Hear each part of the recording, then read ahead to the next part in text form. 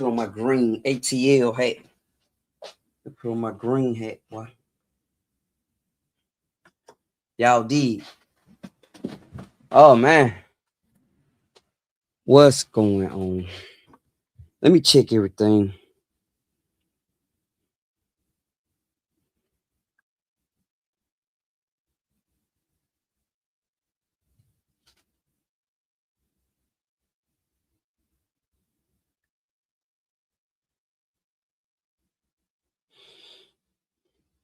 What's going on, everybody?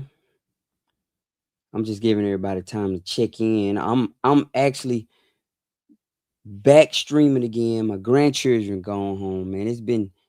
I haven't had the bandwidth to be able to stream with them being here. So I'm back. If you in, let me know where you checking in from so I can shout you out. What's going on, Donald McFarlane? What's up, brother? What's going on, my brother? What's going on? How you doing? How you doing? I'm just checking the sound on my end. Let me check everything. Oh, it sound good. Oh yeah. So I'm back streaming everywhere. Man, I had the grandchildren probably like we had the Savannah, what's happening? Yeah, we had the grandchildren. That's Donna. We had the grandchildren like but it's almost a month. Yeah. Tucson. What's up, Tucson? Yeah, we had the grandchildren for almost like a month, man. But I enjoyed every bit of them, man. I really did, man. I had a great time with them. And they're back home now. ATL, what's happening? Yeah, everybody, they back at the house now. And we able to get back. Man, you know one thing I could tell you that's for me, the older I've gotten, the more my routine really means a lot to me.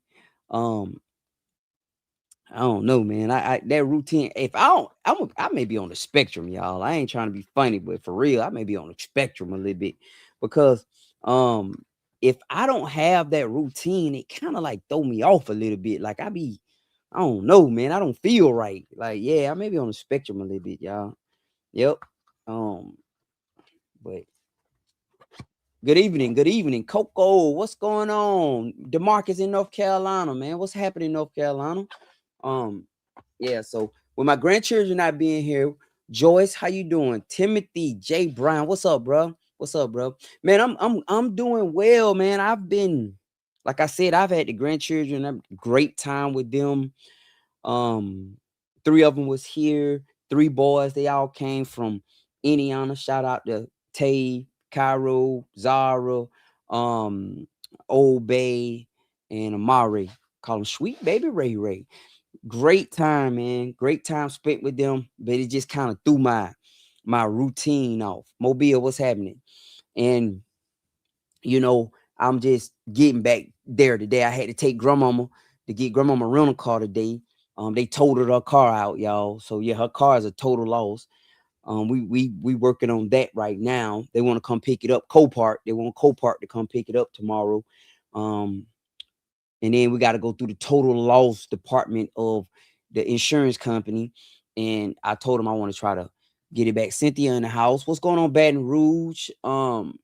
Yeah, I need that routine too, boy. I do, Jacqueline, man. Hey, Jacqueline, we probably be on the spectrum a little bit for real. I gotta have that routine. I be thrown off. Like when I say I'm thrown off, I be thrown off. Like I'm not joking, y'all.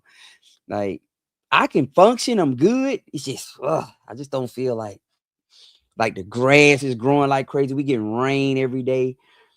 I got to get out here and jump on my mowers and cut the grass. This time of year is a great time, but also a bad time because of the grass. You have to stop what you're doing, cut the grass sometimes twice a week. I'm letting the goats eat everything up on the top of the hill right now. The sheep eating everything in this one field over here. But I like to cut the entranceway in the front outside the gate. I like to cut that whole entranceway up there closer to the house. I like to cut everything because I don't want the sheep and the goat to get close to close to the garden. Let me see. You and a few of the black farmers have really opened my eyes to this style of living. In the game I picked up, definitely thinking starting way smaller than y'all, but a spark has been lit. I'm thankful to come across y'all. Jew McIntosh, what's happening, man? I only watch you guys for a few weeks. This off of YouTube. Anthony McNair off of YouTube. He says, I have only watched you guys for a few weeks, but I really enjoy your routine. Thank y'all so much. Yeah, so first and foremost, let me say this with this lifestyle. This lifestyle is a great lifestyle, but one of the things that you can do to mess you up in this lifestyle is run out and accumulate animals fast, guys. The animals, because the animals need routine too. They need work. Um, and if you're gonna get some animals and you want some lazy man animals, go with sheep and go with cows. Don't do goats. Don't do goats. The goats, they be tripping, like for real. Yeah, they be needing you have to touch them almost every single day. But I want to say something, man. Y'all know I posted a video today and I was talking about the blueprint and the hustle. And the video came off as being, I hope the video didn't come off as arrogant, but I'm not trying to be arrogant. And I want to share this with you guys. And I really do. Because I've spent a lot of years trying to help people who don't do anything. Okay. So what's going on, Marietta Johnson? What's happening from Connecticut? What's happening? But so I've spent a lot of years trying to help people and coach people and guide people, right? And you have people who actually specialize in wasting time. Chi-Town, what's up? I see you. So when I did the video today, I was talking about I get messages all the time, but one message in particular caught my eye where a guy said he wanted the blueprint, right? And he said, because there's so many scammers out here. That's what he said. He said, Larry, could you give me the blueprint to help with what he's trying to do? I'm not gonna get off into his business, but it's something that I do that he want the blueprint for help him do, right? He said, because there's so many scammers out here. What's up, Alonzo? That I'm afraid to go like with anybody. T Brown from Birmingham, what's happening? So I read the email, you know, and it really truly kind of disappointed me a little bit because I get so many of these emails. Now, when I say this, I'm saying this because I truly care. So think about it like your daddy. You know, sometimes your daddy will say something to you and it seems cruel, but daddy truly care. What's going on, Tanya? Richie Richardson from Baltimore. What's going on, Laura Womack from San Bernardino, checking in from San Bernardino. What's up? So it's like your daddy, right? Your daddy say something sometimes and it hurts your feelings, but your daddy was dead right. Now you did not like the way your daddy said it, but your daddy was telling the truth. You get what I'm saying? So that's how I am because I truly do care. So the guy sent me the email and numerous people, man, all on my DMs, especially in IG, all my DMs on IG, Facebook. You know, I get a lot of Instagram, DMs, Facebook messages, people reaching out to me saying, Larry, I want you to mentor me, guide me, coach me, etc. Right. And the first thing I'm saying is I'm already posting videos. What else do you want me to say? I'm putting all the videos out. So you have people that will waste your time. They will ask you 1,000 questions, but not take one step. The people who are sincere, man, shout out to Charles William, man. I got a friend named Charles William. I got to call him. Charles is from, I think, Miami. All right.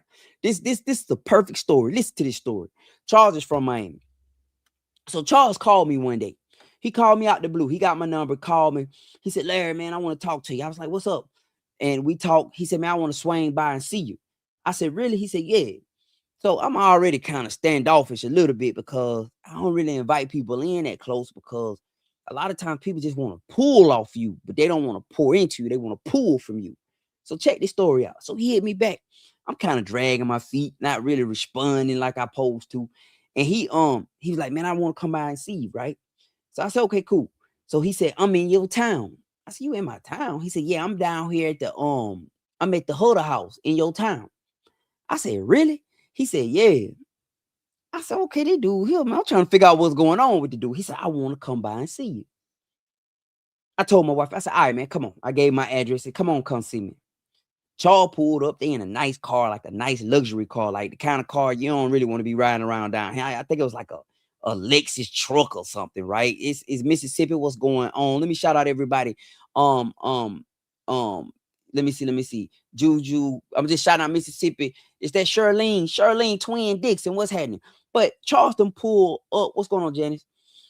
And it's nice vehicle, right? I'm like, man, yeah, that truck shouldn't be down here, man. That truck too nice to be on this dirt road. Like we riding 2013, 06 type stuff. You ain't riding no new car, right?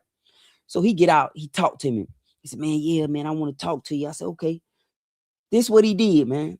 He got out. I'm like, I'm trying to figure out what's up with him. He said, man, I done bought this place, man. That's not too far from here.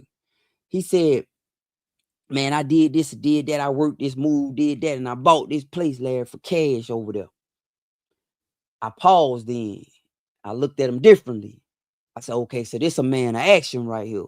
So this a kindred spirit. So I could kind of take my time and kind of talk with this man, and we can iron sharpen iron a little bit, you know, for both of us, because he got things he want to know. I got things I want to know. We both want to get better. So I went over to his place. He got a nice place. He's doing a great job. I just went over to his place. He said, man, I thought you forgot about me. I called him out the blue. I be so busy, y'all. Sometimes I don't forget you. I just get to you when it's time. So he said, man, I thought you forgot about me. I said, no, I ain't forget about you. So I pulled up on him place probably about 2-3 weeks ago. He doing a real good job over there. He doing his chicken, and he got a vision and a plan. I shared some information with him, but I'm excited for him because he's a man of action.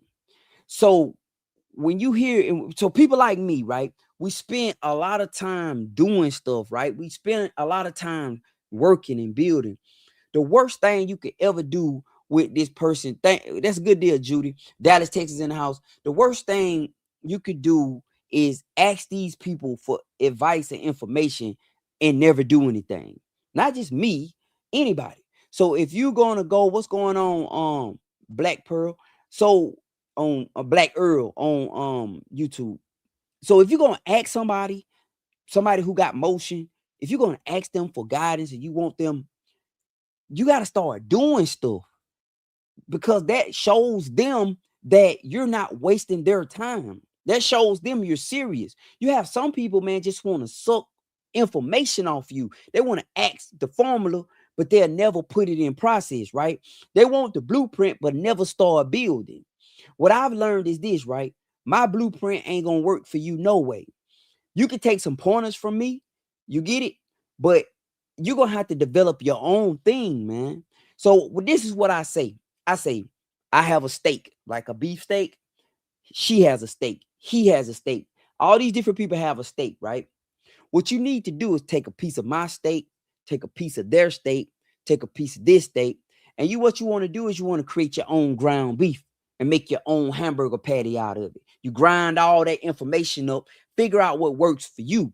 But asking me questions or wanting me to mentor or guide you in something, but you never taking no steps, yeah. The first thing I do, if you catch my attention, the first thing I'm gonna do is go look at your page, because people always ask me, they want to do content. They say, Larry, I want to do videos. Larry, I want to do homesteading. Larry, I want to do this. Like a guy called me. This guy got in touch with me through my butcher, David Kicklighter. Shout out to David Kicklighter down there in Kicks Meat. David, I'm bringing the 2 goats to you. My truck is down still, man. I'm trying to get my truck back up, waiting on the parts, get the brakes in. So David Kicklighter reached out to me, took a picture of the number. He said, man, call this guy, said he want to talk to you. So I said, all right, cool. This a friend now. So if a friend tell me this guy want to talk to him, I'm calling the guy, right? So I got the guy information, got the number. Good brother, has a homestead, has a farm. He's doing his thing, man. Good brother, right? Like knowledgeable brother. But he told me, he said, Larry, man, I'm trying to do these videos and everything like you doing, right? I said, okay. I said, you trying to do videos like I'm doing, right? I said, okay. First thing I did, went to his page. I said, but the last video you posted was 8 days ago. I post 2-3 times a day on more than one page. I have a YouTube, an Instagram, 2 Facebook pages, I don't even post on TikTok like I used to, but I do throw some up there, right? I got multiple YouTube pages. So if you want me to walk with you on some content stuff, I need to see that kind of work because I'm busy. You see what I'm saying? So, and it's just not for me. If you want to speak to somebody like a Tyler Perry and you write plays, this man need to see you already putting that stuff in motion, not waiting on him to hand you the opportunity. You know, you have to literally get out here and start making your own motion, getting your own motions. It's Country Wayne. Country Wayne is the perfect example. Country Wayne didn't wait on anybody to give him opportunity. Country Wayne picked up his camera, his phones, and started recording, started creating on his own, and took off. He took off. So we're in an era now, guys, where you don't need permission. You don't need mentorship. You don't. Not like it was back in the day. Social media can mentor you. You can find people on social media who can mentor you without ever even speaking to them. I got this guy I follow on YouTube by his goats, right? I don't know the guy. Um, I mean, I'm just using his information. I take the information and apply it to my situation and see how it works. So that's what I've been doing. And that's the same with you. Whatever it is you want to do. We not in the era no more where we gotta wait on somebody to open the door. Now, everybody talking about gatekeep. Man, ain't no such thing as gatekeeping anymore, guys. It's so much information out here now. You can open up a AI, chat, Claude, whatever, Gemini, Perplexity, whatever your flavor is, right? And just ask it the question that you want to know. And it's going to tell you more detail, more structured, and it's going to give you all the different caveats, meaning the failure points or anything more than me or more than anybody else. So this idea that you need somebody to print something out for you or to give you the step by step, that's a flawed way of thinking. Not right now. Right now, that's a flawed way of thinking. There is too much information available to all of us out here now, guys. Too much. I mean it, man. These kids are bypassing adults right now because the adults are still operating under the premises of the old school. Y'all remember how we grew up, all of us back in the day, how we grew up? You got to be blessed with the knowledge, right? Somebody got to bless you with it, boy. Then, they bring you into the circle and then it's not like that anymore. Okay? You don't have to wait anymore. If you want a hair product line business, go to Chat GTP and ask it, Chat, I want to start a hair product line business. What steps should I take? Blah, blah, blah, blah, blah. And it'll tell you exactly what you need to do. Now, if you don't do nothing, because that's what I believe that the whole differentiating point is. It's the people that do. They say, okay, knowing the path and walking the path is two separate things. You got people who know it. They can talk about it. They can communicate it, but they never walk it. I always say knowledge without implication is only information. Knowledge without implication is only information. Meaning that if you go to school 10 years and learn how to do brain surgery, that's great. But it don't become powerful until you start opening up people's heads and working on their brain. So if you go to school 10 years, you get certified in brain surgery. They give you a degree. They say this, that, and the third. You certified, but then you become a mechanic. All the information that you gain for those 10 years is virtually useless. It's nothing. It's not, I'm not going to say useless. It's not serving any purpose. So it's just information. They say knowledge is power. No, it's not. Applied knowledge is power, y'all. Just knowing something don't make you powerful. When you start using what you know, that's what make you powerful, right? So you can know how to rebuild a motor, but if you washing dishes, rebuilding a motor, how that's gonna help you? You can know how to rebuild a car from the scratch. You can know how to bake cakes. If you know how to bake cakes, but you out delivering newspapers, the baking cake portion don't serve you no issue. Don't serve you no nothing in your current situation. So for me, I want to help you, but I realize that people are still operating under this ideal like we back in 1996. We're not back in 1996, y'all. We not in 2006. We're not in 2016. We're not in 2020, guys. We're in 2026 where they got these tools out here, whether it being social media, YouTube. They got all kind of courses people are selling. They got all kind of AI platforms. Guys, we have an abundance of information, an abundance, right? I say yes to projects. I got a data services business. I say yes to projects that I normally wouldn't say yes to, all because now I have some tools that I can use to ask questions. I got tools. I just say, show me how to do it. You get what I'm saying? And I'm able to get business now because of that. Now, the drawback is other people can do it too. So back in the day, when I was the only one making the money off of certain things, now I could tell that money kind of slowing up a little bit because they figuring it out too now. So guess what we do? They say poor is the mouse that only have one hole. So what I've learned is this. I'm finna switch it up on you now. What I've learned is this. When one thing is not working, because the information is there, you could jump into something else easy. Back in the 90s, back in the early 2000s, you had to sink with the ship if you didn't know, because that meant you had to uproot yourself, go to a school, get a degree or get a cert in something. And it may take you 4 years, it may take you 4 months to get it, right?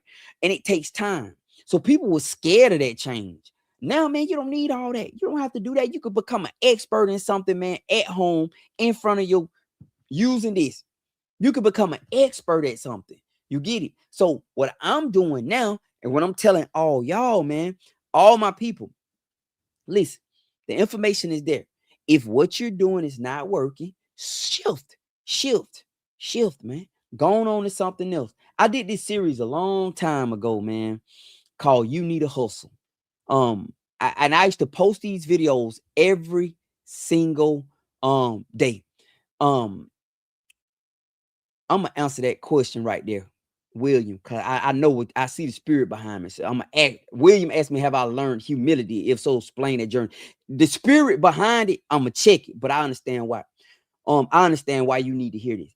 But I did this every single day, and I was putting it out there, and nobody was watching it. Nobody was watching it. Now I'm realizing all that information I was saying was prophetic. It was prophetic. I was speaking to today. Because if the people were listening to me when I was saying it then a lot of them would be in better positions today.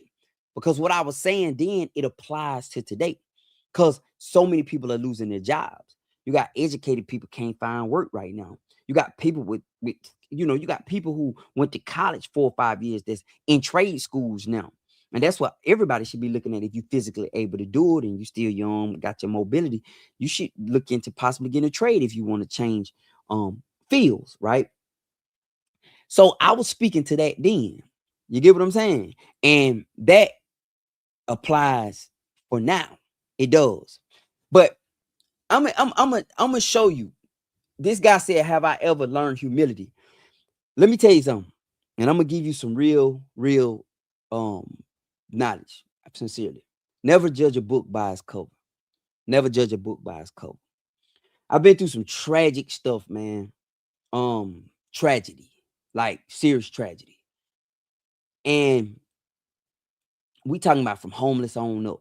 I found my mama dead when I was 12, shot in the head. Her husband killed her and killed himself. Said if he can't have her, nobody can have her, right? From that point, I went from living in my home with my mama and her husband, and I went and stayed with my daddy. It didn't work out with my daddy. Went and stayed with family members, and they all put me out, whatever. And I ended up being homeless, right? And I used to wake up in the morning and I used to have to steal food to eat when I was 15, 16 years old. I learned how to hustle when I was 15, 16 years old, not because it was exciting, because I had to figure out something to do to make money, right? So that whole journey, I was humble, had to be, because I was dusty and disgusted, man, broke, but I still was able to hold my head up. And the reason why I want y'all, for all my people who listening to this, the reason why we can't allow people to try to pull us down is because of this. They confuse your confidence with arrogance. So anybody you see people shouting out, you got to be humble. That's a person who's confusing the confident part of you with arrogance, because it offends their spirit. It offends that spirit in them because they lack confidence in their lives. So when I start talking, the people who are not confident, they get offended because they think all of us are supposed to walk down like this. You see what I'm saying? So I went through a rough patch and rough period in my life, right? And got my life back on track after prison and jail and everything. Got my life back on track.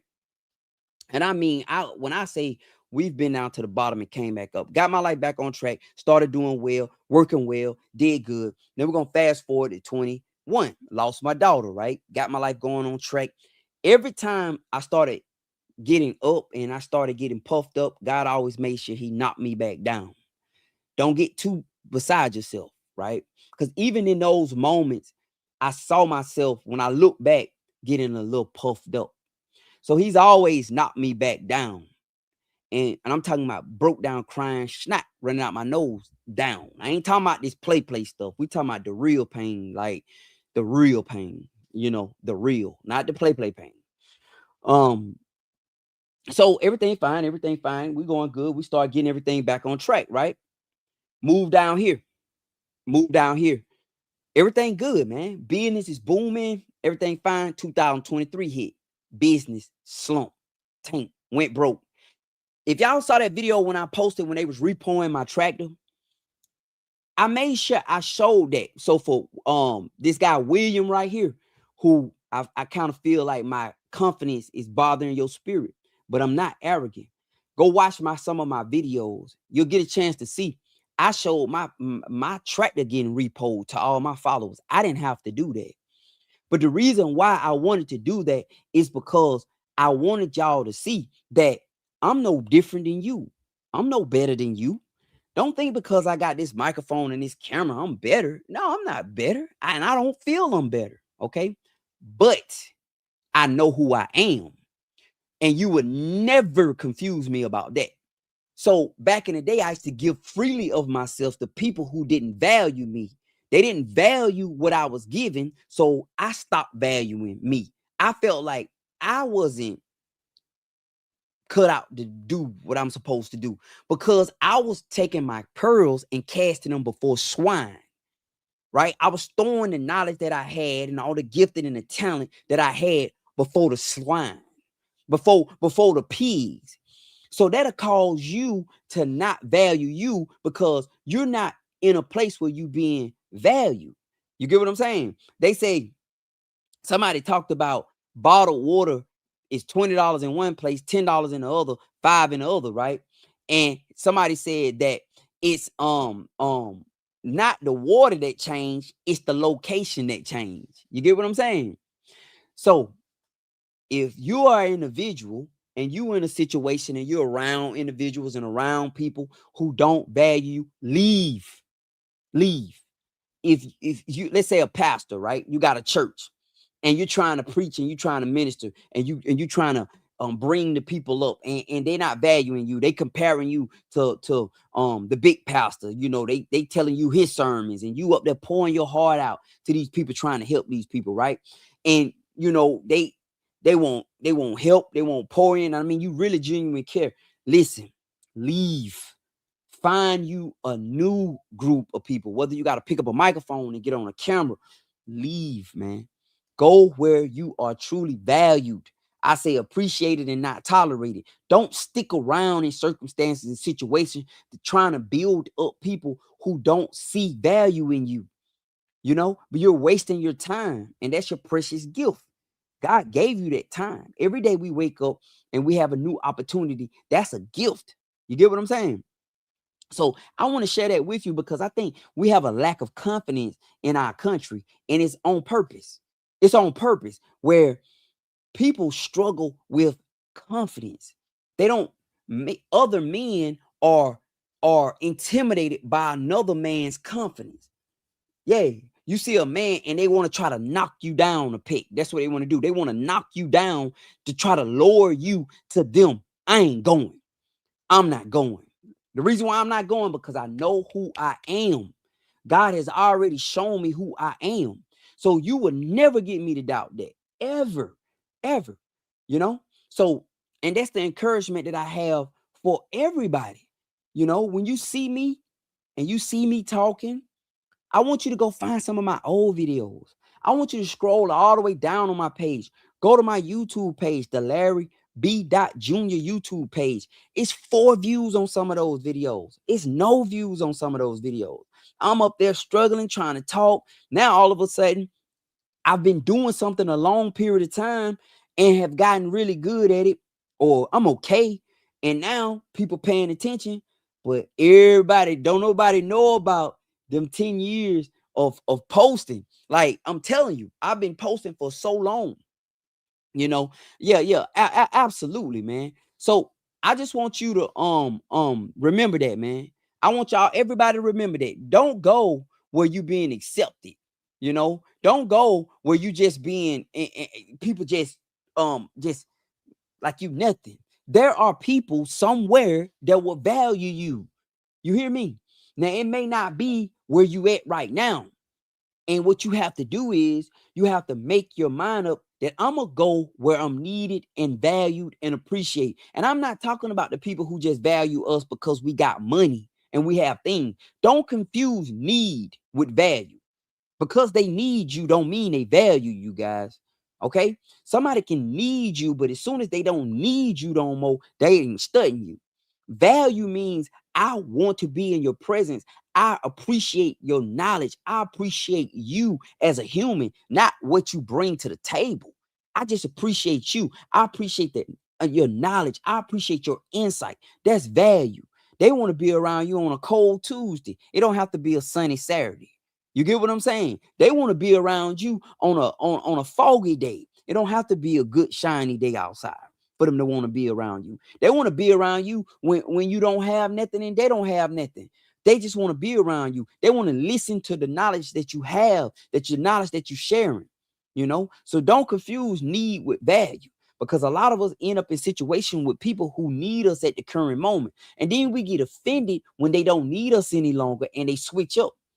I've done it so many times. I'm talking about being with people, helping, walking through situations, um, all while they struggling and all while they going through, all while they trying to, I'm right there helping them. Me and my wife trying to carry them through. Soon as they get everything going on, they taking vacations and everything. Boy, we ain't heard from them.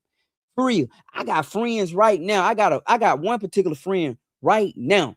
Um, when he was hurting. I end up getting him a job at the company I work for. They didn't make no lot of money, but some money beat nothing. I always say anything beat a blank, right? So I remember I end up getting him a job. I was like, okay, I want to talk to the people at my job and say, let's see if we can get him a job. I talked him up, got him in there, got him to make some money. You know, he probably ended up with 2 or 3 paychecks. Then he dipped on. Ain't nothing wrong with that. I ain't no problem. But I helped him in his current situation. Boy, I can't even get him on the phone. Right? I called him probably about it's been a couple months ago, a few months ago. I called him. He's so busy. Man, I'm gonna call you back, man. I'll call you tomorrow. Never heard from him since. You get what I'm saying? So he didn't value me. He needed me in that current junction. You're right. And I'm fine with that. And it don't hurt my heart at all. I just understand what type of person that is. That's a person that they call them opportunists.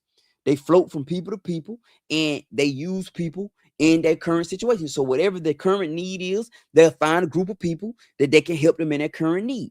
So you may be dealing with people right like that in your life right now. All right. But do not confuse that. I'm telling you, that's one of the most valuable lessons that I have learned in my life, that a person can need you today, but if they don't need you tomorrow, they'll change all the way up on you. They didn't truly like you. They didn't like you. They didn't. They didn't appreciate you. Let them get some money in their pocket. So watch how they change on you. You hear me? Let them get some paper in their pocket. Yeah. Let them get that new car. Yeah.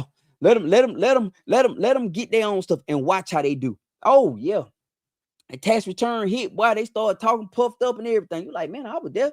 Y'all needed groceries. I was there trying to, oh, yeah. So go find the people that's truly for you, that was sent to you.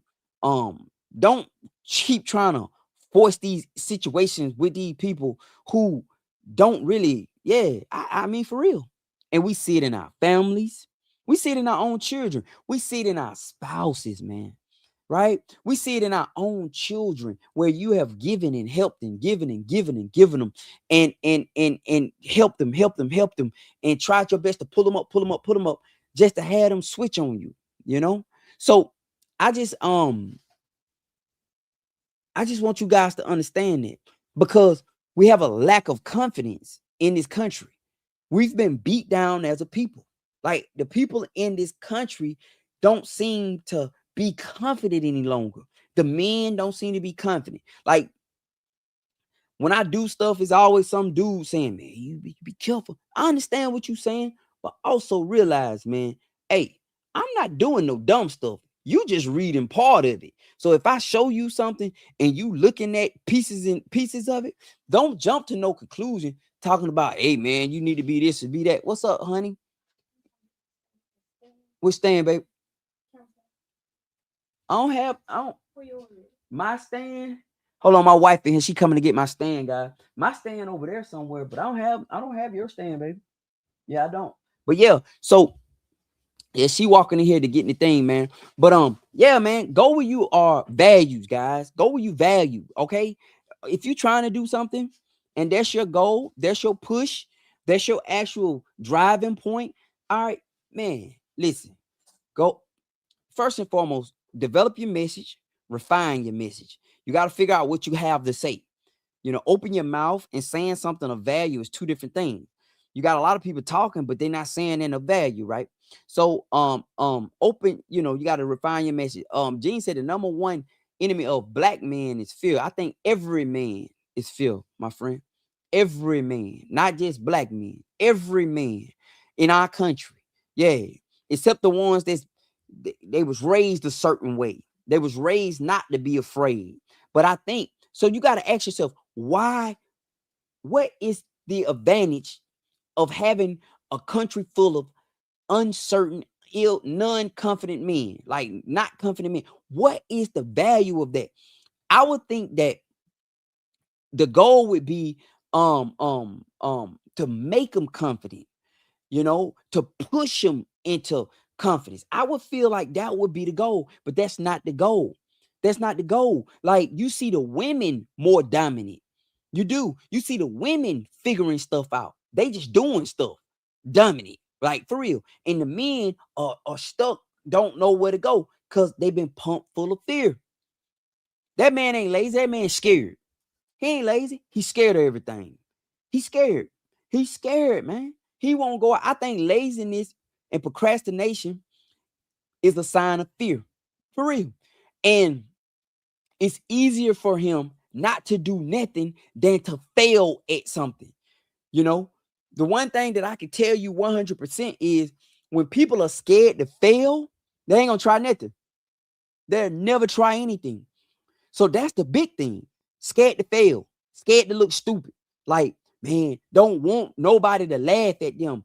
Don't want, you know, if you ever think of a baby don't care. A baby will fall flat on their face, dust itself off, get up and keep it moving. But that's not how we are as people. We scared. We don't want to be judged by our peers. We're fearful. We don't want to be looked at. But who is they? They say, you know? Yeah, man. That's so when you finally reach that breaking point, that's a stronghold. That's a stronghold in your productivity. That's a stronghold in your growth. Worrying about what people have to say, just focusing on the opinions. You are bound, not you, but if this is you, are bound by the opinions of others. You are bound by the opinion. I say today, you want to break that. You want to say right now, I'm God, give me the ability to be unbound by the opinions of others. I don't. So some people say they don't care what people say, but they truly do. They truly do. Yeah, they truly do. That's why you were gonna see me fail, you're gonna see me flop, and you're gonna see me win. I don't only show you the highlights. You know, it's look, anybody can show you they highlight reel, right? But show me your failures that got you to the highlights because most of the time it took 10 failures to get one win. Y'all know what I'm talking about? So all my people who done been doing anything, you guys know exactly what I'm talking about. It take 10 failures to get one win, because the failure wasn't a destination, it was a learning point, man. Failure is not a destination. That's the point where I'm learning how to refine and do better. So what I did didn't work, so I kept doing and I got better. Right? And when you got people that don't want to even show you their failures, they only showing you their highlight reels. So that's the danger of social media. The danger of social media is some of you guys are following people who wouldn't dare show you that they messed up on this. They wouldn't dare show you that they animals died. They wouldn't dare show you that they tractor got repoed. They'll whisper, but they wouldn't dare show you. Me, I truly don't care. I really don't care about what people have to say, because my mission, I understand who I am, man. I know what God is using me to do. Like, this the thing, man. I know what God is using me for. I don't know about y'all, but I know what He using me for. God wants His people to have hope. And there's so many things in our society that's taking the hope away from God's people. That I'm finna tell you, I know what God using me for, if you want to know. So it's so many things that's taking the hope away from God's people. People trying to move forward, and they trying to start a business, and the tax man coming to collect. They can't get funding for this. They want to not do this, and they don't have any support, and their health and everything is bad. So people don't have hope because we believe in the wrong source. Remember, when you believe in the true source, then you have hope. So what God want to show you through my life is, if I can take this joker here who ain't what, look, 20 years ago, y'all wouldn't even want to talk to me. Nah, I'm gonna say a little bit long. It's been a little bit longer than 20 years, because we're in 26. I got out of prison in 04. So let's say 22 years, I was still in prison. Most of y'all wouldn't even want to talk to me. So if this the Lord, if I can take this dude who was nothing and nobody 25 years ago, we talking about the type of person that we overlook, right? Family don't care nothing about. I didn't get letters. My grandmama made sure I was straight. That's why I make sure she's straight, because I love her, because I know she truly loved me.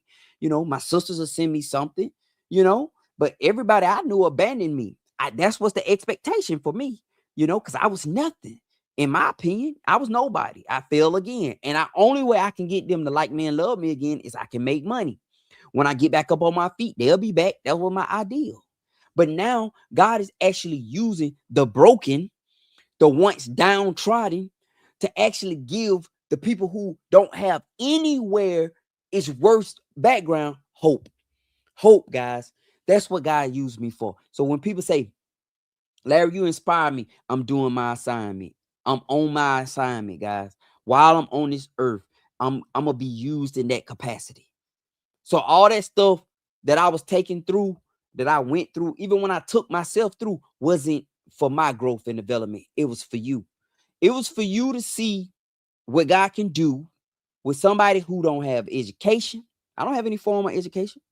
I can never finish college. Every time I got such an issue with authority, man, that if you cannot explain simple stuff to me, I don't want to listen to you any longer.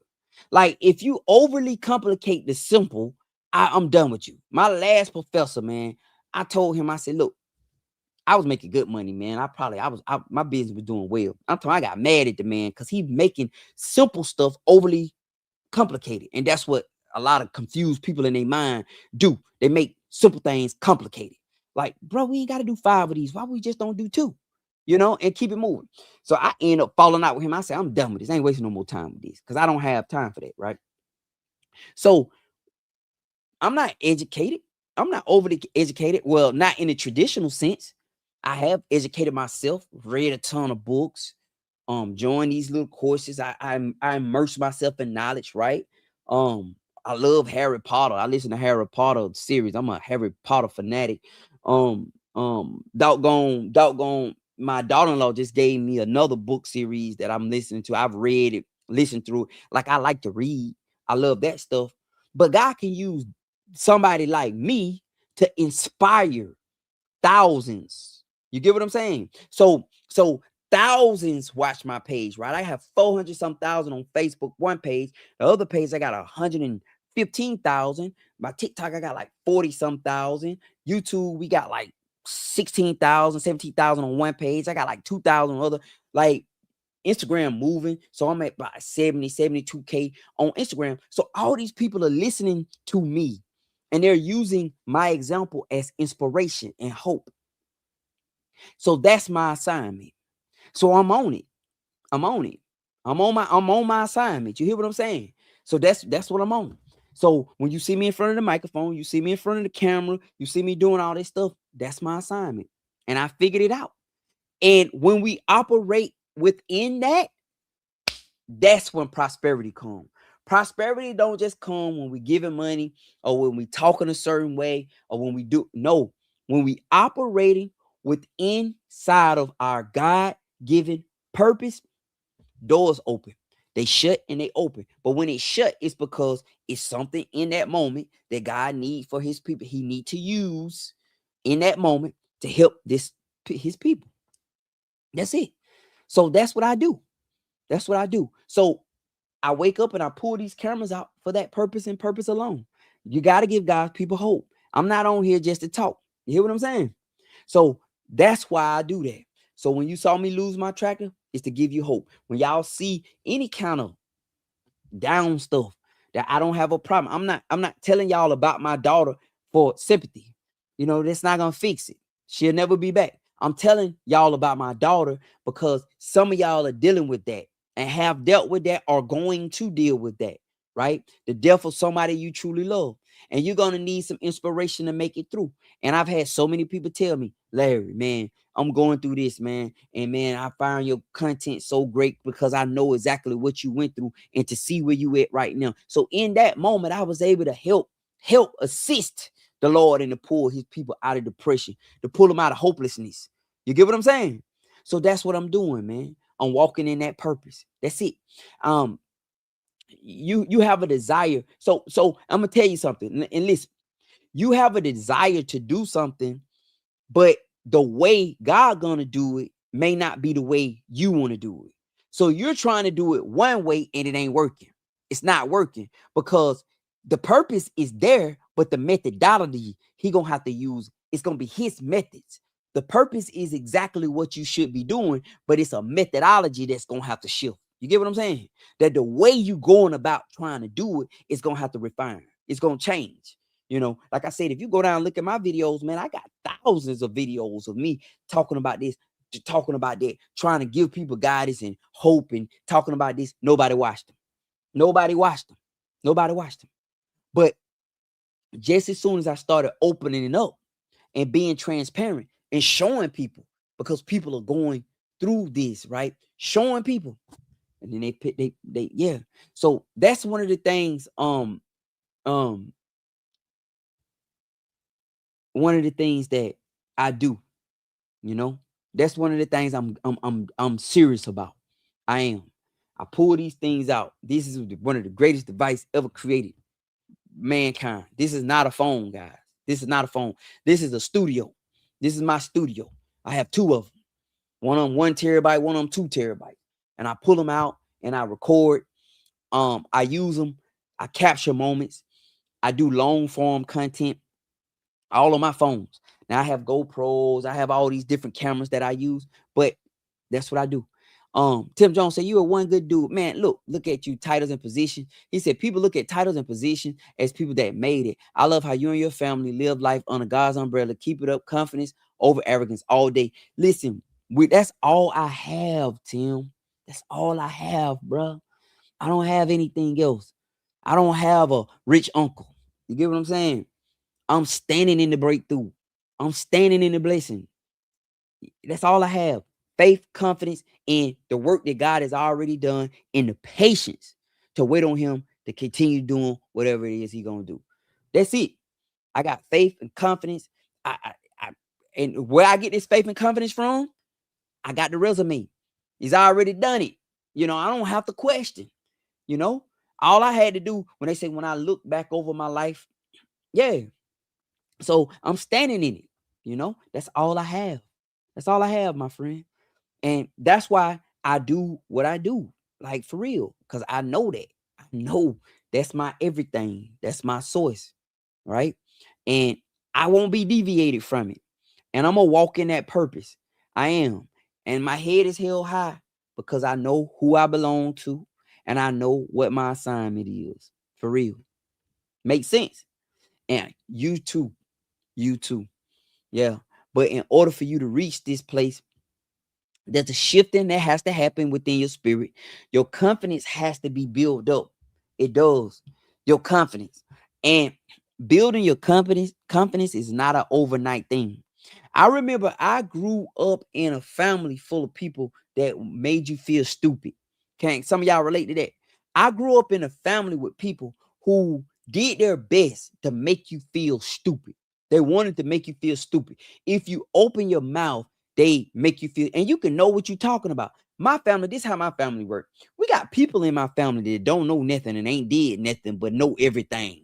Everybody listening to this person, all the young people listening to this person. I'm saying to myself, like, what? This joker ain't did nothing. Y'all listening to this, right? So I came up under that system right there, where the goal was to beat you down. And I don't know why these people do that, but I think they do it to make themselves feel better, right? So to beat you down, to keep you humble and not humble, but broken. Because humility is one thing, but brokenness is another. So never forget that. Like, I'm walking down. How can God use you? You walking around like him.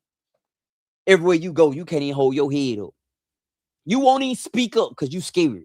I'm dumb. You got a wealth of knowledge sitting right there in that first pew, but you won't say anything. Sitting right there in front of the class, we got a wealth of knowledge sitting there, but you got an individual that's bound by the opinions of others and refuse to open their mouth. So guess what? They say the cemetery is the most valuable place in human history because out there is nothing but potential and lost potential and they say gold mine, just all this stuff just out there laying out there. People who will refuse to open their mouth, people who chased addictions instead of chasing other stuff that they supposed to be building monuments. They supposed to be out here doing, but they was getting high and they couldn't get past their addiction. They couldn't get past their drinking, or they want to chase women or men, or you got people who are afraid to open their mouth because they bound by the opinions of others. They won't say anything. They scared. They scared, right? Talented people, smart people, you know? Yeah. So the first step of breaking free, you got to feel some pain. You do. You have to feel it. You got to be laughed at. They have to laugh at you. They have to make a fool out of you because in that pain, there is a breaking. All right. So that breaking has to happen. And that's the part that so many people are trying to avoid, the breaking. There's a breaking. When that breaking happens, right? That means it's breaking the old you. And you're going to be mended back together, but it's going to be a new version of you that's going to be mended back together. But in order for that new you to be built, the old you must be broken. So what we do, we open our mouths and we get laughed at and we get criticized, right? And we get broken. Then what has to happen is we stick with whatever it is we're doing. Then we get rebuilt. That's the new wine in the new wine skins. They say you can't pour new wine in old wine skins, right? So that's the new wine being put in the new wine skins. But it's a breaking that has to happen, right? So the only way you can reach that point is to actively start. You have to do whatever it is you doing. It ain't gonna be perfect and it ain't gonna be pretty. Let me say that. It ain't gonna be perfect and it's not going to be pretty. My stuff is not perfect. Don't listen, man. Do not idolize my stuff, man. Like I'm telling you, man. Please don't put me on no pedestal like I'm some kind of rocket scientist. I'm not no rocket scientist. I am just a dude that wake up every day fulfilling the purpose that God has placed on his life. I'm learning trial by error. I'm learning from my mistakes. I'm learning from other people as well. But I'm not afraid to fail. They say fail often, fail fast, and fail forward. Fail as many times as you can because failure is not a destination. We were tricked into believing that failure was a place. It's not a place. It's an experience. All right. So fail often. Fail fast. Get it over with. Don't stay stuck in it. Get it over with. Do it many times you possibly can. Fail fast and then fail forward. Forward means that you're learning from your failure. So you growing from your failures. They tricked us into believing when we was in school and we stood up in front of the class and we couldn't pronounce them words, and they laughed at us and they made us stop. That bothers your spirit, right? That it bothers your spirit when somebody's laughing at you. You get what I'm saying? It'll break you. It will. But I can tell you today that brokenness is for a purpose. Brokenness is never for no reason alone. It's a reason in the brokenness, guys. There's a reason. That pain that you feel, it's gonna be a reason in that. That humility, that when they humiliate you, that means they laugh at you. They say the number one fear is public speaking. Standing in front of a stage full of people staring at you. And you done put together a perfect presentation and nobody is moved by it. And it hurts your feeling and it hurts your spirit. And you say, I ain't never doing it again. But God said, you have to get up there and do it again. I'm going to make you better. And I'm going to give you the words to say. But before I give you the words to say, I got to give you the actual testimony to back it up. See, words without testimonies aren't powerful. The reason why so many people listen to me is because I have a verifiable testimony that you can actually search and seek. You got so many people that don't even have experience that giving people directions. Like this man or woman has never been there. They say the difference between a travel agent and they say it's a travel agent and a what's the one? That's the one, a travel guide. So you have a travel agent and a travel guide. All right. This the two difference, right? A travel agent can sell you the vacation. They can sell you the trip. They can talk all about the trip. They can get you a fairly good price on that trip. But a travel guide is a individual that's been there before, right? So they can tell you the best places to eat at. They can say not only sell you the dream, but they can say, let me show you. I can tell you where you can get the best jerk on the island at, guys. When you get here, look, when you want to make a right down on, but the travel agent say, I heard all my clients love this place, right? So make sure the message is coming from a proverbial tour guide, a person that's literally been through some stuff. We got enough people that the only thing they've done is hone their message. They've gotten their message good and that they're theatrical, right? They're actors. They're in a stage and they know how to get emotions out of you. And if that's your thing, that's your thing. But there's a difference between somebody who been through some things than somebody who just talking about some stuff, for real. So the reason why I don't waste my time is because I actually care about you. I do. I'm not going to scam you because I know what it feels like to be scammed. I'm not going to steal anything from you because I know what it feels like to be stolen from, And also, I know this is not popular conversation today in this time. I know this is not popular. Let me say this. And I'm going to say this, but I still know it's not popular. I literally am afraid of the Lord. All right. I know the fear of the Lord is not a big thing no more. Right. We in a time where nobody fears the Lord no more. Right. That's the old time and stuff. The young people don't fear the Lord no more. They got this thing called reconstruction now, where they trying to get rid of all the stuff that they don't believe in and rebuild up their own form of whatever based on the things they choose to believe in. There's no obedience. There is no fear of God, right? I truly do, man.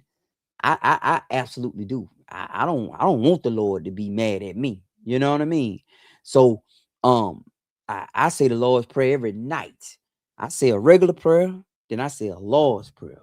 Forgive me my trespass as I forgive those who trespass against, they say us, but I say me. So that means I'm asking for something, but it's an assignment attached to it. I can't ask for forgiveness if I ain't giving it. You see what I'm saying? So I truly Truly believe that, right? So I know that ain't popular though. That ain't popular.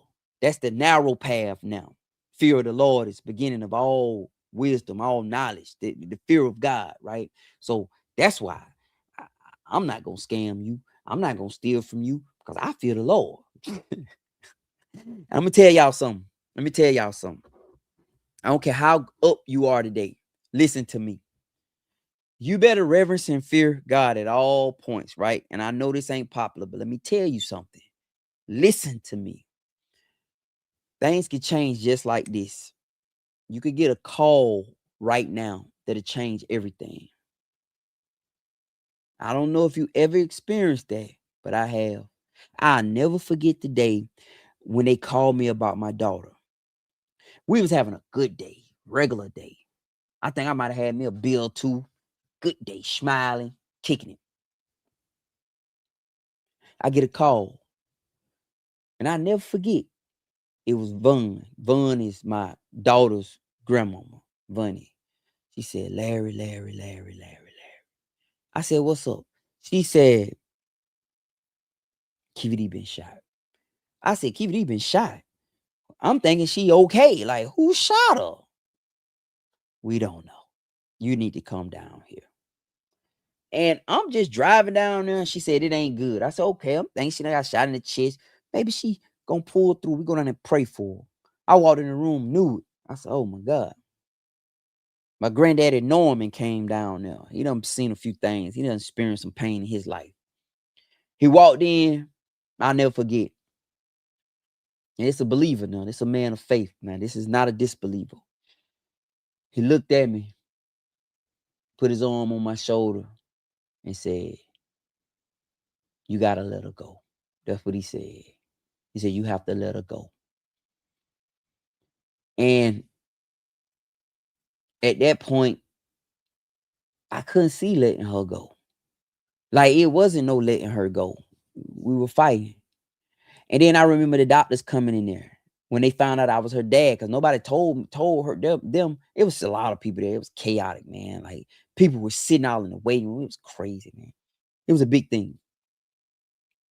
So I'm sitting there, and the nurse looked at me and said, if you don't mind me asking, who are you? I said, it's my daughter. She said, you're her dad. I said, yeah. She said, has the doctor spoken to you? I said, no. She said, I'm gonna go get him. I said, okay. He came back in and looked at me. He said, I didn't know you were her dad. I didn't. She said, I spoke to the mom, but I just want to tell you what's going on. And he told me what was going on. He said, your daughter came in. She had been shot in the head. He said, she got shot in the head with a big bullet. It's a big bullet in her head. And because of the trauma, her brain is swelling. And it's nothing really we can do. We can try to relieve the pressure on her skull to let the swelling of her brain, it's an injury, to let the swelling release. He said, but I've done this a lot. He said, I do this a lot. I do this every day. He said, man, the best thing I could tell you to do right now is try to make her comfortable. He said, because we don't have her on pain meds right now because we're trying to see if she'll respond to anything we're doing. I said, okay. So I'm trying to digest this. And her head was wrapped up. She swole, man. Swole. Don't look like my baby at all. He said, I'll never forget this. This is the most graphic stuff that man said. This what this man said. It's the doctor. He looked at me. He said, you see that stuff? Because she had a bandage. They was coming in changing her wrap on her head. We'll have to leave out there, come in and change the wrap on her head. The doctor said, you see that stuff on that bandage right there that keep leaking out? I said, yeah. He said, that's her brain, man. I said, oh my God. That was it. I said, oh my God. He said, her brain is swelling, man. She got a hole right here. And her brain is swelling. It's injured. And it's leaking out, man. So when I heard that, I remember being dumbfounded. Like, like a zombie, like sitting there, like, because all the while I'm there, I'm holding her hand, she moving, I'm trying to like they explain different things to me about how the body reacts. I'm like, man, she gonna wake up. He said, I just want to tell you the truth. He said, you're a man. I'm telling you straight up. This is what's going on. He said, miracles do happen, but this is what's going on. So the family, her other side of the family coming in, we moving her. We taking her to Grady. We was at Atlanta Medical. We taking her to Grady. And I'm so blessed to have a daughter-in-law that's an ICU nurse. So my son married an ICU nurse. I got 2 daughter-in-laws who nurses, right? 3. I got 3 daughter-in-laws who nurses now. But this one particular one, Mizan, shout out to Mizan, man. Her name Mizan Brown now. But it's my daughter-in-law. She talked to my son. And my daughter-in-law was an ICU nurse over at Grady. We was at Atlanta Medical Center, right? She talked to Quay, my son, and she told them, don't move her. The doctor came in again, because they out there, we gonna move her. She gotta leave here. The doctor came in and looked at me again. He said, I'm gonna tell you this, and maybe you could communicate that to them. He said, because they talking about y'all want to move her. He said, y'all can move her. He said, y'all can. But her brain gonna leak out. I said, really? He said, listen, you see right there, all that stuff leaking out, that's her brain, man. He said, we're keeping her still and that head compact. When we start moving her, it's gonna leak out more. That was it for me. That was it for me.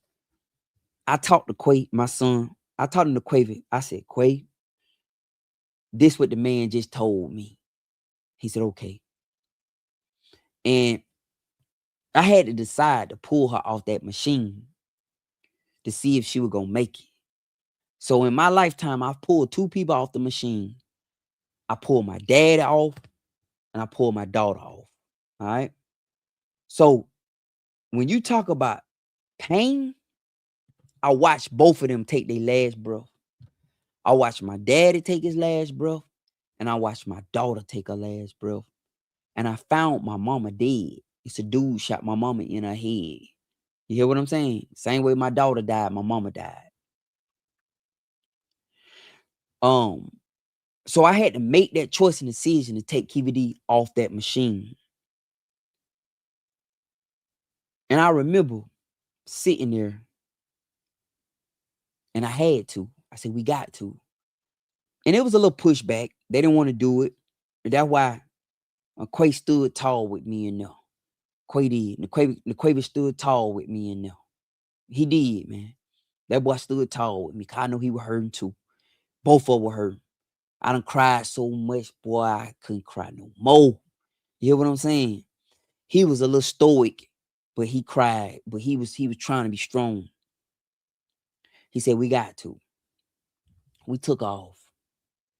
When we took off, she breathed on her own for a little while. I went home. We had been up for hours. I said, well, she was breathing. The doctor said it's a waiting game now. The nurse came in there. I appreciate that young lady. If I ever see her again, I can't even remember her face. I wish I could see her again. I really do. Because she was a real one. She was a real one.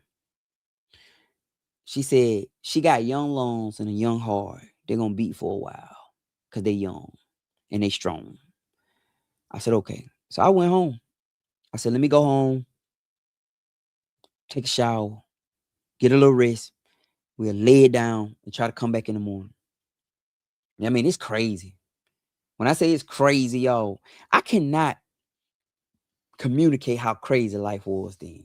Between the media, I did interviews on every news channel in Atlanta. People calling me. I don't know how these folks are getting my number. It's crazy. Social media is crazy. I'm all on social media because I want to find out who did it. I go home, take a shower, about to lay it down. I mean, I done cried and looked at the wall. You ever cried and looked at the wall before? I don't know about you, but that's a cry. When you look at the wall, guys, and you're looking, just staring at the wall, just crying. Before I can go to sleep, my phone rung. It was the grandmama. She said, Larry, you need to come back. The mama said, she gone. That's what she said. She gone, Larry. She just left. She gone. I said, dang. While I'm on the phone, listen to me now.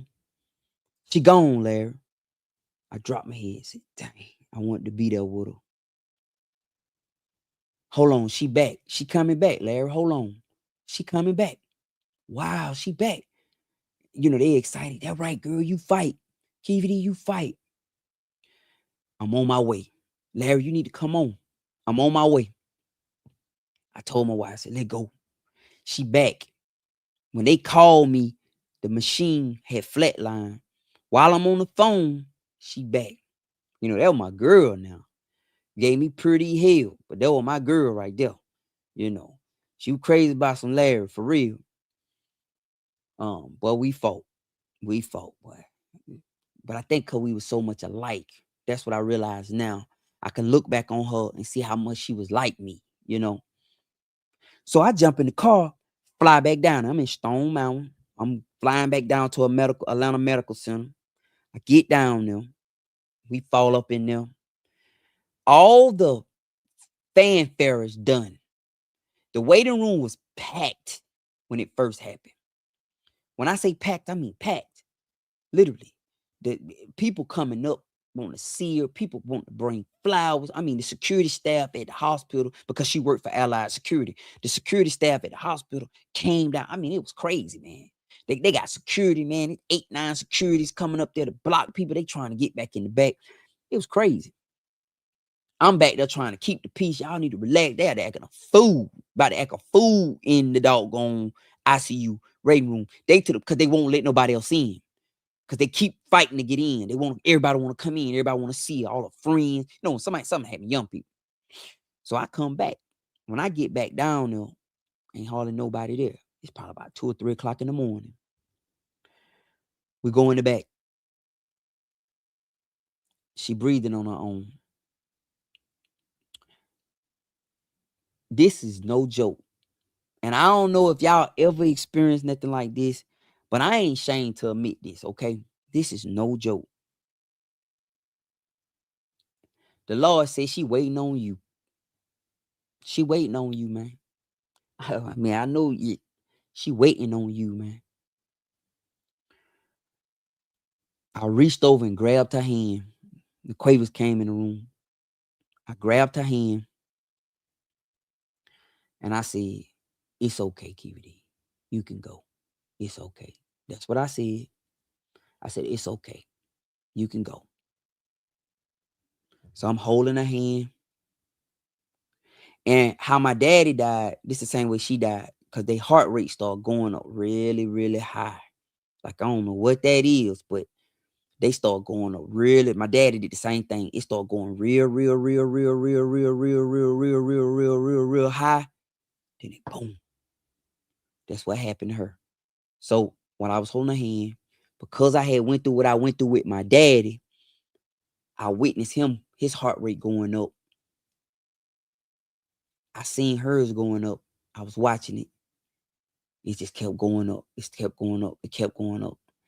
And I knew she about to go. It went up. Boom. Whee. She gone. I stood there and watched them pronounce her. Because, you know, they got to pronounce them when they die. And they pronounced her. They had to come in and do all these little tests, like her feet, rub some across her feet, open her eyes, put light in her eyes. They do a few things. And then they tell what time they died. They say that person died at blah, blah, blah. And then you have to make arrangement. They're going to take them down to the thing. They said they're going to take them to the morgue. And you got 3 days. And shout out to my buddy, Zach Ross, man, over at Riley Rucker Funeral Home over there off of County Road. I ain't know what to do. I was broken. I ain't know what to do. But because I had was over there one time. I did a service over there as a guy I knew passed away, and they wanted me to speak at the funeral. And I came in and I spoke at that funeral, and Zach was there. That's how me and Zach met each other. And I remember Zach said, "I can listen to you all day, man." So I ain't know what to do. So I called, and Zach used to buy computers from me during 2020 when I was hustling because he had a karate school. He had a karate school that he was doing over there off Lithonia Industrial Show, and that's how we got kind of tight. So when she passed, I think Zach called me. I think he called me and was like, "Hey man, let me know if you need my help." I said, "All right." So I called Zach. I said, "Man, I don't know what to do." He said, "Well, we got to go get her first. And then once I go get her, we'll bring her over here and then we'll determine what you want to do. Like if you want to do the funeral, we got to try to reconstruct her and everything." He said, "But let me go get her first, Larry." I said, "All right, cool." Zach went and got her. He went and got her for me. So he called me. He said, "Man, I got her over here. What your plans are?" I was like, "Man, I don't really like want everybody to see her like that. Like she didn't look like herself." Cause and let me tell you why. Let me say this. The reason why I did not want everybody to see KVD like that is because when my mama got killed, the dude shot my mama in her head, through the back of her head, and it shattered this right here, right? It crushed this. My mama was light skinned, like way lighter than me. Like I'm talking about my oldest sister is like bright light, like straight up couple of shades from being white. That's how my mama was, right? But on her funeral, they did a real bad job of fixing her up. Her forehead had got blasted in. So they had to pack her forehead with some stuff and it was kind of sunken. So they took the wig and set her on her head like this. She laying in the casket all dark, don't look like herself. She's like a monster. She didn't look like herself. And that was the last visualization people got a chance to see of her. So I did not want that for KVD. I said, I don't want them to see her like that. So I told him I want her cremated. I don't want her cremated. I knew her. I did not. So when we celebrated KVD life, I didn't celebrate her life for nothing that she wouldn't have shown up to. So whatever I was gonna do in my mind, I said I wanted something that she will come to, right? That girl wouldn't have went to no funeral, like for real. That girl wasn't going to no funeral. She would have went, but she was just a trip.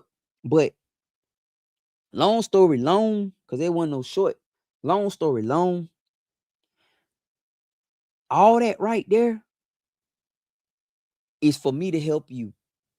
I'm being honest. It's for me to help you. Um, that experience is one of the toughest experience I ever experienced, but it's no greater than what some of you have to go through or been through, right?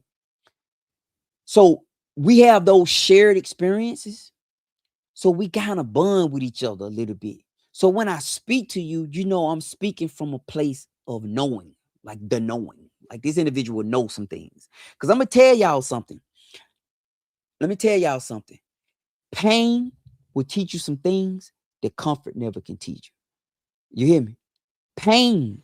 Let me tell y'all something. There's some lessons within pain that it's a yea, though I walk through the valley of the shadow of death. I will fear no evil, for thou art with me, thy rod and thy staff, they comfort me. So there's some lessons in the valley of the shadow of death that only you can learn when you go there. You have to go there. It's just like a sick person.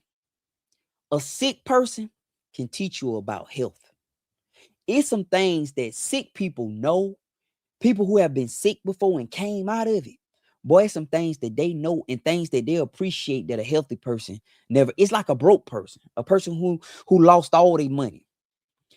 They can appreciate certain things that people with money can't appreciate. You get what I'm saying? So we got those shared experience of pain. But let me say this. Let me say this for all y'all who going through. That is not our destination. That is not our stopping point. We're not supposed to stay there. Hear what I'm saying? The assignment is not to stay at that point. Okay? God is good in death and God is good in life. Okay? So that's not the point we supposed to stay. That's where we get stuck. They say depression is focusing on the past and anxiety is focusing on the future. All I can do is live within this moment right now, right? Be grateful, but also be useful to the Lord. I'm grateful, but I'm being useful right now. So we're not gonna stay there.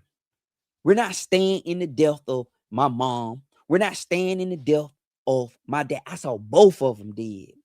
You hear me? I found my mama dead in the bed. I pulled the plug on my dad. We pulled the plug on him. Had to hold him down twice. Like he almost died on me twice at two different events. And then my daughter. So those pain experiences is not where I'm supposed to stay.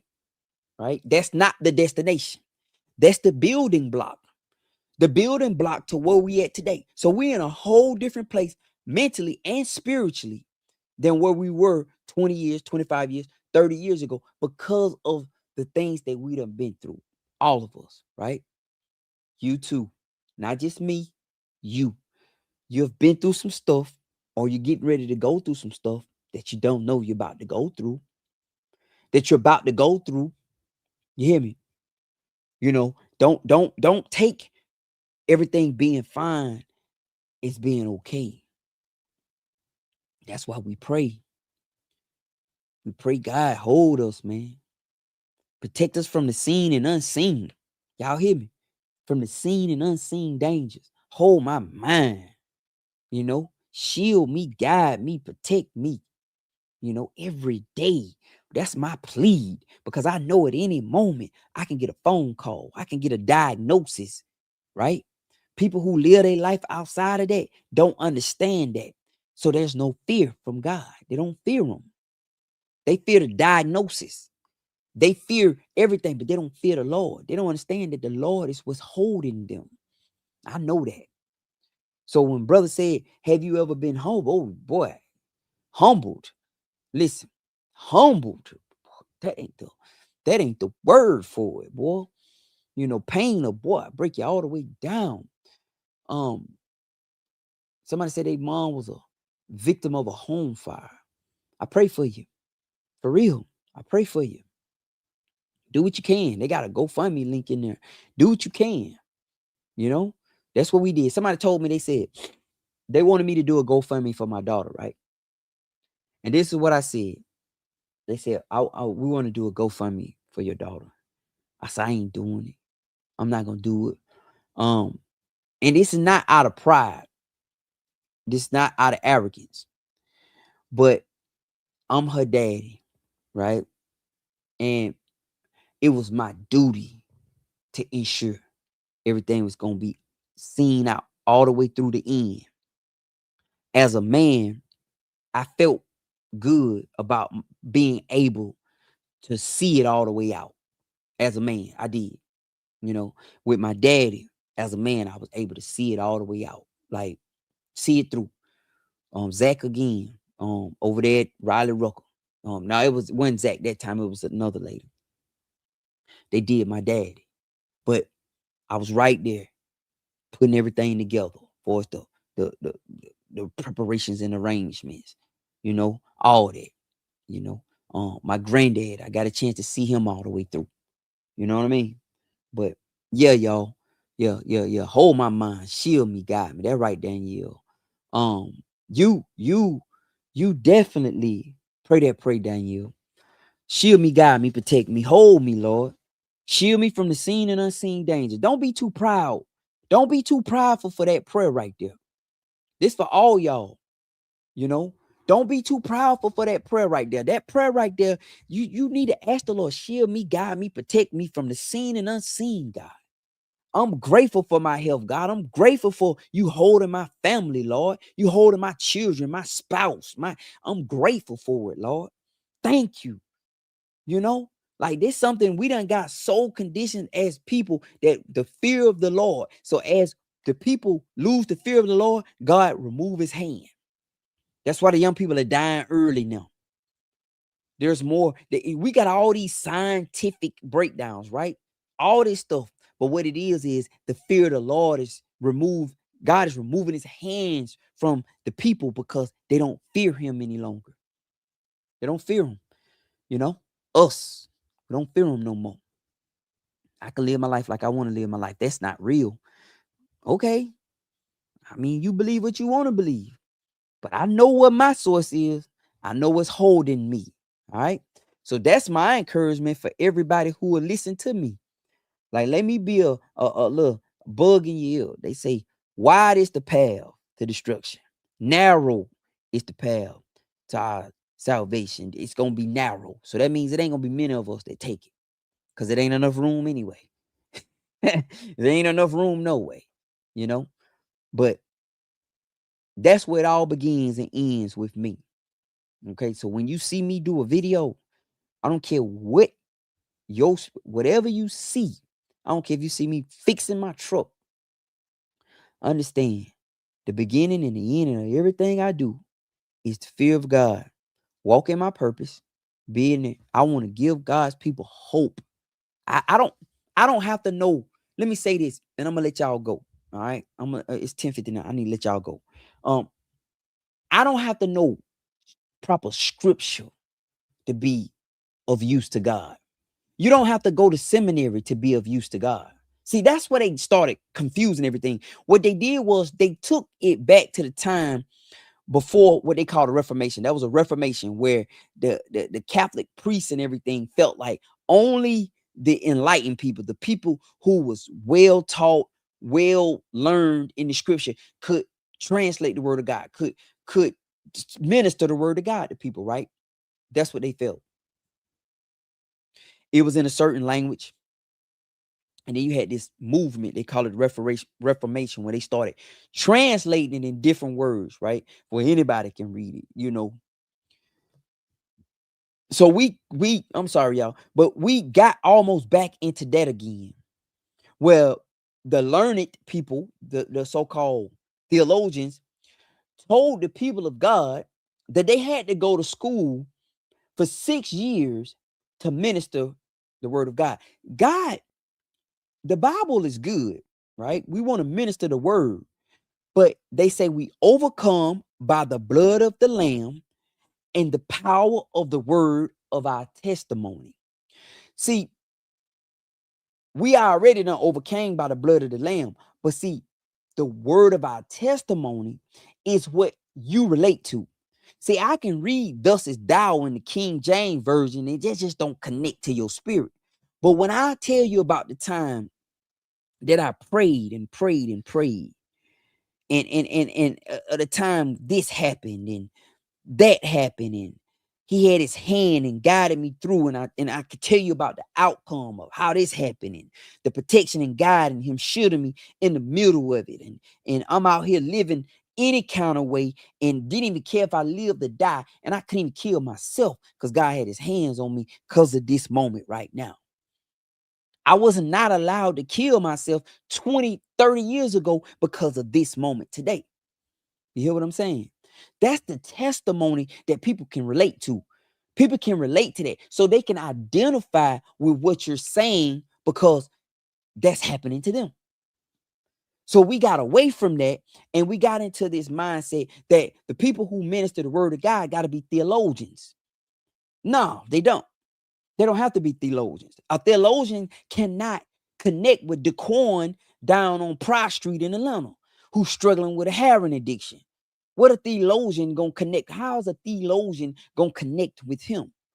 You see what I'm saying? So people have to hear what you done been and see what you done been through. That's why you will never see me being shy or scared of throwing up them pictures of me being locked up. I throw up my mug shots. I found all my mug shots pictures, and I make sure I show them occasionally to y'all. I talk about my job loss. I talk about me almost losing my home. I talk about me filing chapter 13, going through bankruptcy, being embarrassed, y'all. I talk about my repossession. I talk about all of that because that's the power of the word of my testimony. So you can identify with that, because you may be ashamed and you behind closed doors right now facing a repossession and you're afraid.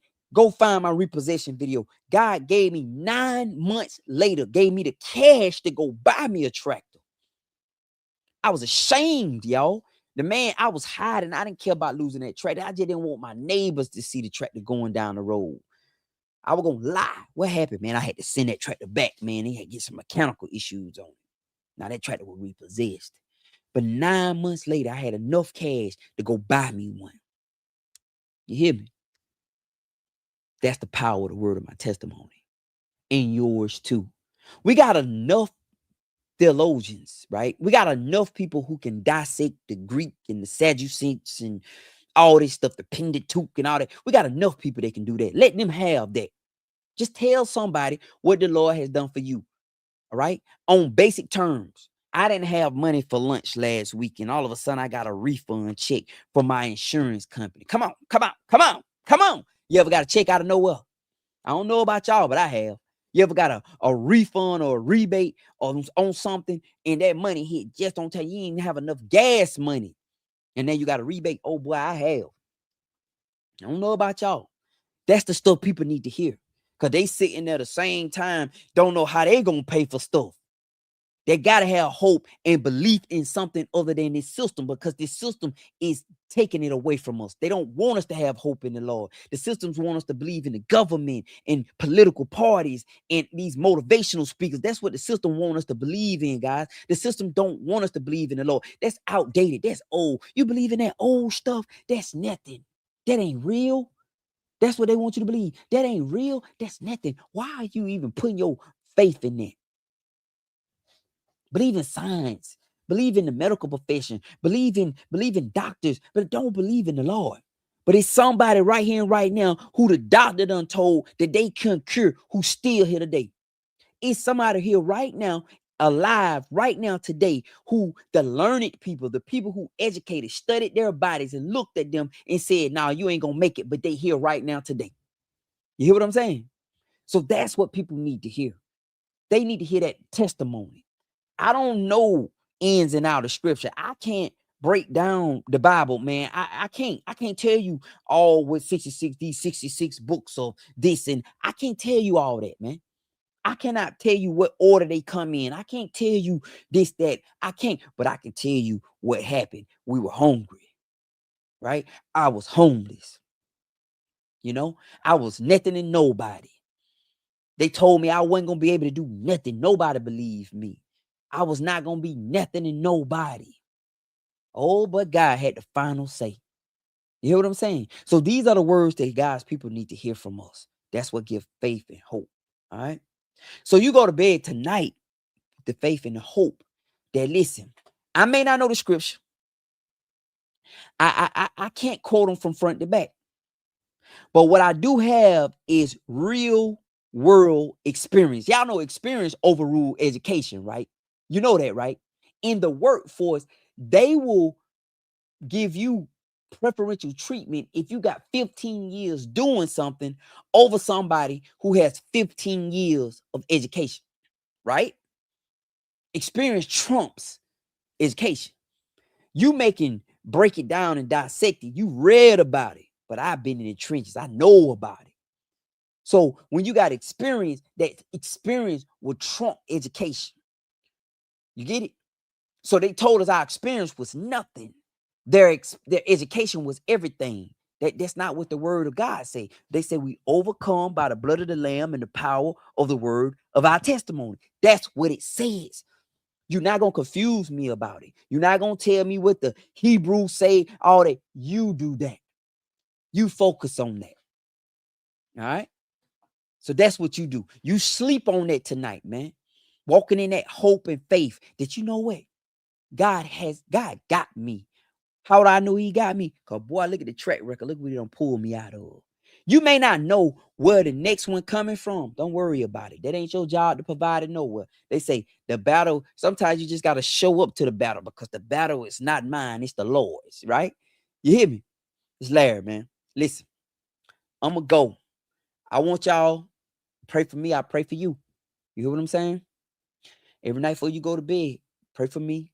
Pray for you, right? Pray for yourself. And, and, and continue to share your testimony with the world. Continue to share your testimony. Tell them. You ain't got to know scripture. You hear me? Just quietly.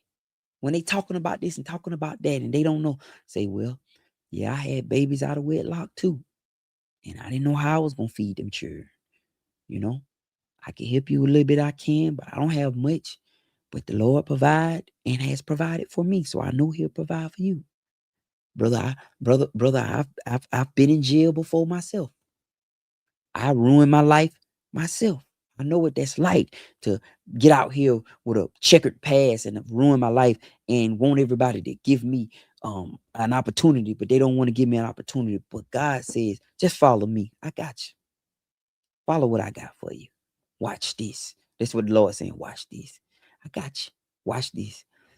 You know, because he used the foolish things of this world to confound the wise. He take the dumb stuff, the stuff that, you know, we the throwaways, man. We ain't nothing to nobody. Who we supposed to be?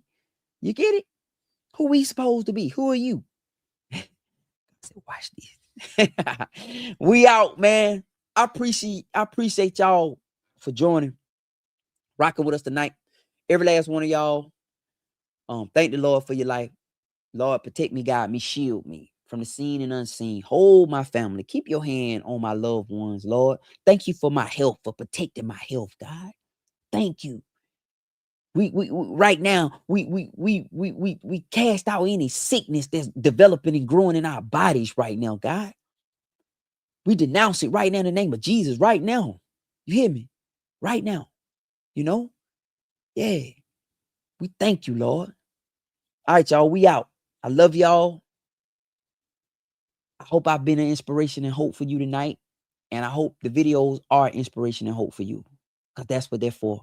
I'm just walking in my gifting and my assignment. My gifting is allowing me to flow within the assignment. All right? It's Larry, man. I appreciate y'all, man. I'm going to talk to y'all next time. Peace.